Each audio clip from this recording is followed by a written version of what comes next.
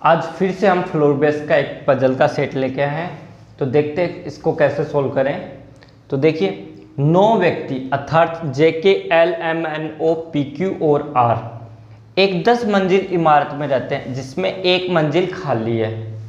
सबसे निचली मंजिल की संख्या 1 है, पहली मंजिल की संख्या 2 है और इस प्रकार सबसे ऊपरी मंजिल की संख्या 10 है। ठीक है, मतलब इसने क्या दे रखा है कि 10 मंजिला एक इमारत है जिसमें 10 मंजिलें हैं, उनमें 9 व्यक्ति इस प्रकार बैठे हैं और एक व्यक्ति एक जगह खाली है यानी वेकेंट है। के और एम के मध्य 4 मंजिलों का अंतर है। अब देखिए के और एम के मध्य तो डाटा हम अपने हिसाब से लिख लेते हैं। के और एम के मध्य 4 मंजिलों का अंतर है, जिससे हमें क्या होगा, आसानी होगी, बार बार इनको पढ़ने की जरूरत नहीं होगी। हम यहाँ से डाटा देख के डायरेक्टली सोल्व कर लें। के और एम के मध्य 4 मंजिलों का अंतर है। देखिए एन अभाज्य संख्या वाली मंजिल पे रहता है। एन अभाज्य संख्या कौन सी होगी इसमें? 2, 3, 5 और 7 यही होगी।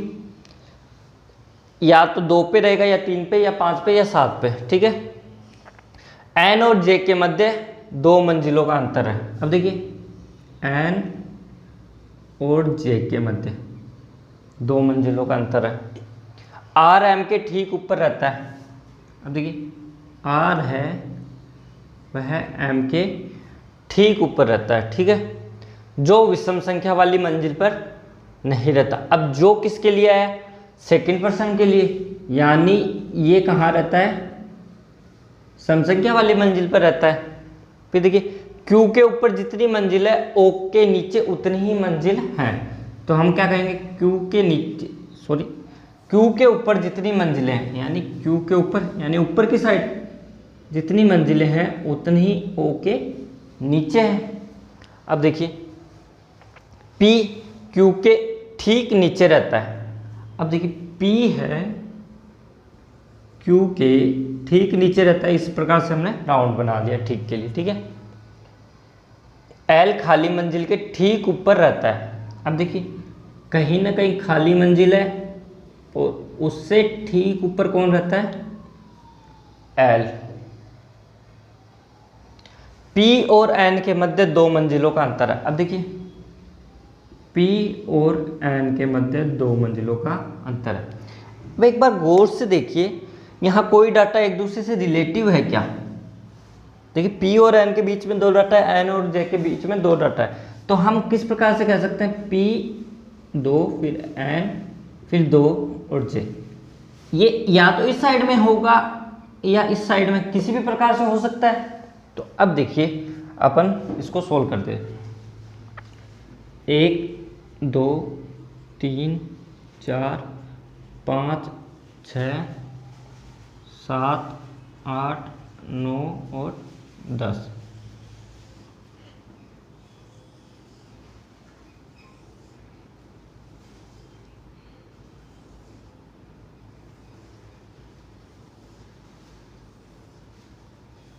हमने क्या किया, इसमें 10 मंजिलें हैं तो उनको हमने इस प्रकार से कवर कर लिया और 10 मंजिलों को। ठीक है, अब देखिए किसी के बारे में कुछ बता रहा क्या? हमें किसी के बारे में डाटा नहीं बता रखा। एम सम पे और एन 2, 3, 5 और 7 पे होगा।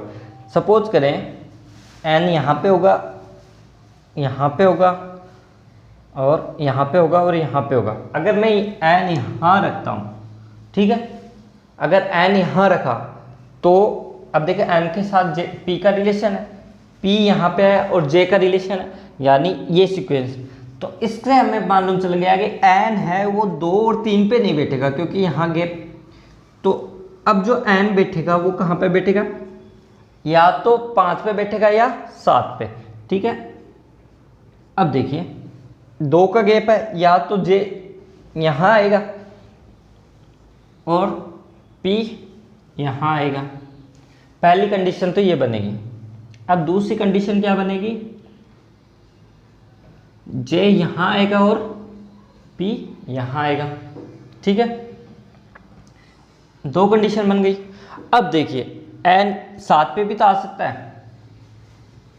जब एन यहाँ पे आएगा तो पी यहाँ पे आएगा और जे यहाँ पे आएगा, अगर n यहाँ पे हो तो g यहाँ पे आएगा और p यहाँ पे आएगा। ठीक है, ये अपनी क्या है, कंडीशंस बन गई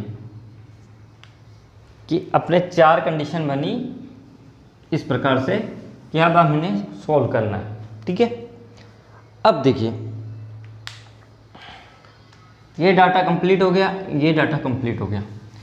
Q के जस्ट नीचे क्या है, P, तो Q यहाँ पे आएगा, Q यहाँ पे आएगा, Q यहाँ पे आएगा, यहाँ पे डाटा नहीं आएगा, यानी ये डाटा, ये वाला पोर्शन गलत हो गया।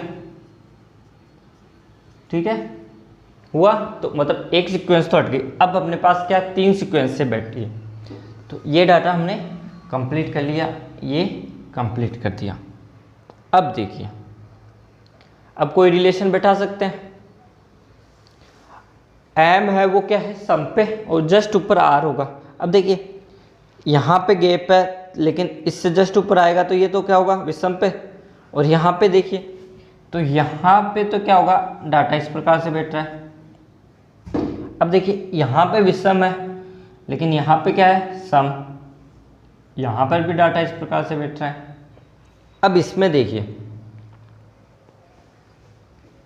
इसमें देखें, अगर m यहाँ बैठा है तो सॉरी m यहाँ बैठा है तो r यहाँ पे आएगा, और यहाँ पर अगर हम यहाँ बैठा है तो r यहाँ पे आएगा।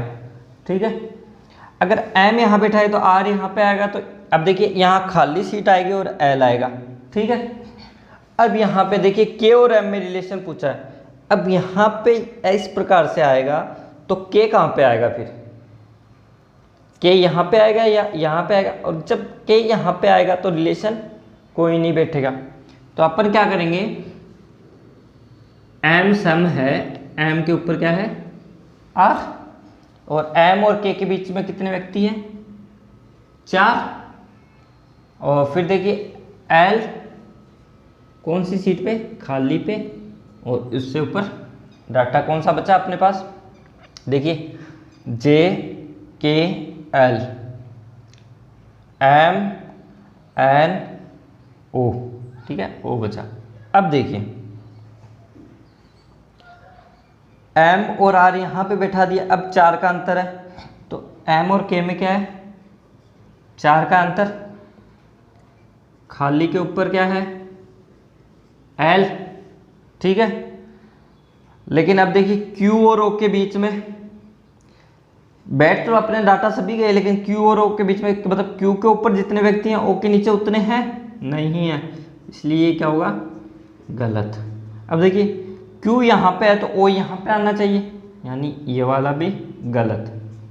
तो अपना अब देखिए q के ऊपर 4 व्यक्ति और o के नीचे 4 व्यक्ति, तो ये डाटा सेम है। सॉरी, q के ऊपर 1 2 3 4 5 व्यक्ति और o के नीचे 1 2 3 4 और 5, यानी ये डाटा अपना क्या होगा, सही है। अब इससे रिलेटेड क्वेश्चंस, सबसे क्वेश्चंस की जो व्यक्ति, कोई भी व्यक्ति जिस फ्लोर पे या जिस मंजिल पे नहीं बैठा उस संख्या कितनी है, तो मंजिल नंबर 1 पे है जो खाली व्यक्ति बैठा है, यानी वहाँ पे कोई व्यक्ति नहीं बैठा। ठीक है, अब आपको पूछ लिया कि O का स्थान कौन सी मंजिल पे है, तो O का स्थान है 6ठी मंजिल पे। Q और O के बीच में कुल कितने व्यक्ति हैं, अब देखिए Q और O के बीच में कोई व्यक्ति नहीं है, तो इसका मतलब क्या है, वहां आंसर आएगा कोई नहीं। ठीक है,